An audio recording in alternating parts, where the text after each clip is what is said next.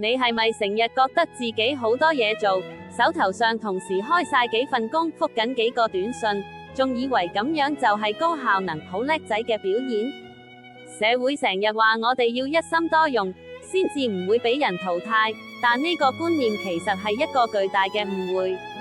但係你個腦並唔係電腦，每次由一個任務跳到另一個，例如由寫報告轉去覆電郵，再跳去處理客戶查詢，個腦其實要好辛苦咁重新調整焦點，呢個認知過程嘅額外付出就係心理學家講嘅切換成本。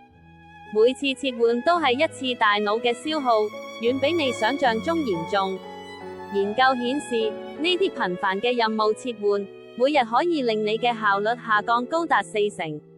想象下你每朝返工，淨係因為呢啲無謂嘅切換，就白白浪費咗差唔多1/4嘅時間。呢個唔係少少嘅損耗，而係一個巨大嘅時間黑洞。係時候重新審視你嘅工作模式，學識點樣專注，真正掌控你嘅時間同埋效率，為自己創造更多價值啦。